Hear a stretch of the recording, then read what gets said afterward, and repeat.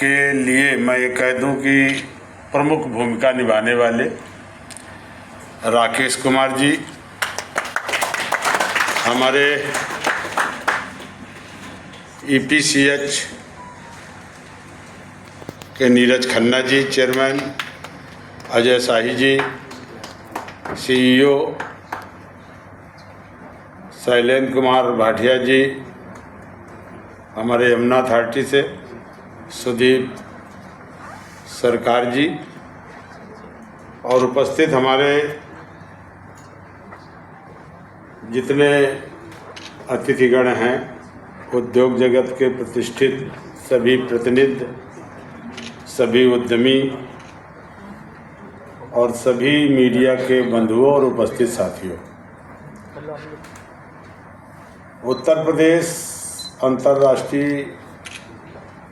व्यापार उत्सव जो 2025 का तीसरे संस्करण की शुरुआत 27 तारीख को MSME डे में माननीय योगी आदित्यनाथ जी ने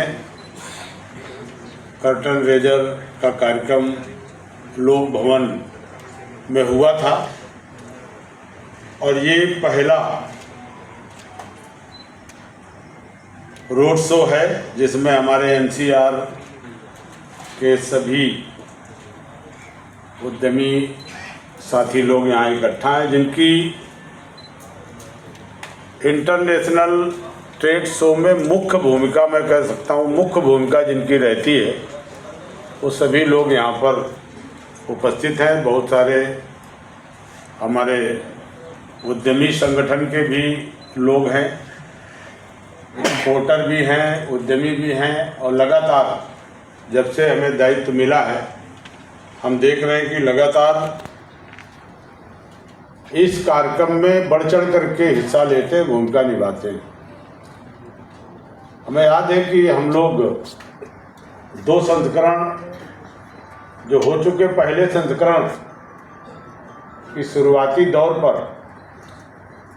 क्योंकि हम लोग खादी की प्रदर्शनी मंडल वाइज लगाते थे, लगातार ODOP MSME के लोग भी, जो अंतर्राष्ट्रीय व्यापार मेला हमारा होता है इसी में लोग आते थे, भाग लेते थे। हमारा एक प्रदेश का स्टॉल लगता था। हमारे प्रमुख सचिव और मैं एक कार्यक्रम में इनके एक्सपो मार्ट में हमें जाने का अवसर मिला। हमने जब घूम के देखा तो इतनी बड़ी जगह, हमने कहा हमारे उत्तर प्रदेश में है और इसका इस्तेमाल नहीं हो रहा है। हम लोगों ने पहली समीक्षा जब मुख्यमंत्री जी से प्रमुख सचिव के साथ, अमित जी के साथ किया तो बोले नहीं बढ़ना चाहिए, करना चाहिए और ODOP के लिए, हस्तशिल्पी कारीगरों के लिए और MSME के लिए उत्तर प्रदेश एक बड़ा मंच अगर दे सकता है तो इस काम को आगे बढ़ाना चाहिए। हम लोगों ने देखा और उसकी शुरुआत जब की तो इतना अपार समर्थन मिला और हमें नहीं उम्मीद थी कि इतना सहयोग मिलेगा, इतना फुटफॉल होगा, इतने लोग आएंगे। पहले संस्करण में ही बहुत अच्छी सफलता इंटरनेशनल ट्रेड शो को मिली। दूसरे संस्करण में भी पूरा प्रयास किया सरकार ने, सरकार के सारे विभाग, हमारे उद्यमी संगठन, हमारे एक्सपोर्टर,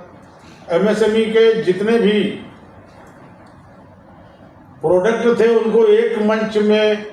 रखने का एक अवसर जब दोबारा भी हुआ। पहली बार हमारे महामहिम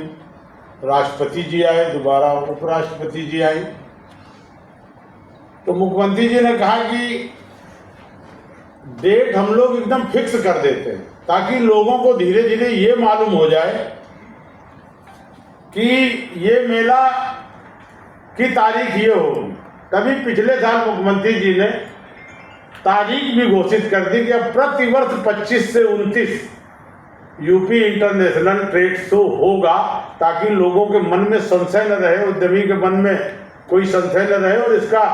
लगातार लोगों को लाभ भी मिले, प्रचार भी हो जाए कि ये Mela Uttar Pradesh international trade show का इस दिन होगा। और आज हम कह सकते हैं कि जो तीसरा संस्करण है, उत्तर प्रदेश में नोएडा में इंटरनेशनल ट्रेड शो पूरे देश के कोई भी प्रदेश इसमें आज तक अभी नहीं आया, केवल उत्तर प्रदेश है जो अपना इंटरनेशनल ट्रेड शो की शुरुआत की और तीसरा संस्करण करने जा रहा है 25 से 29। ये आयोजन उत्तर प्रदेश के जो उद्यमी हैं उनकी संस्कृति, उनकी विरासत और जो औद्योगिक उत्पाद है, हमारे एक्सपोर्टर हैं, उनको एक बड़ा मंच मिलता है, वैश्विक मंच रहता है। और लगातार जिस तरह से केवल व्यापार का पुल ही नहीं बल्कि प्रदेश की उद्यमिता के उत्सव के रूप में इस कार्यक्रम का आयोजन ट्रेड शो में होता है। आप जानते हैं कि उत्तर प्रदेश में सबसे ज़्यादा अगर रोजगार की संभावनाएं हैं तो सबसे ज़्यादा कृषि में रोजगार मिलता है, या उसके बाद अगर कहीं रोजगार की संभावनाएं हैं तो वो एमएसएमई सेक्टर में मिलता है। और एमएसएमई 2017 के पहले की स्थिति, पहले का उत्तर प्रदेश अगर आप देखें, और 2017 के बाद जो 8 सालों में माननीय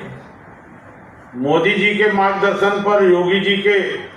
नेतृत्व में उत्तर प्रदेश ने जो अपने इंफ्रास्ट्रक्चर का डेवलपमेंट किया है,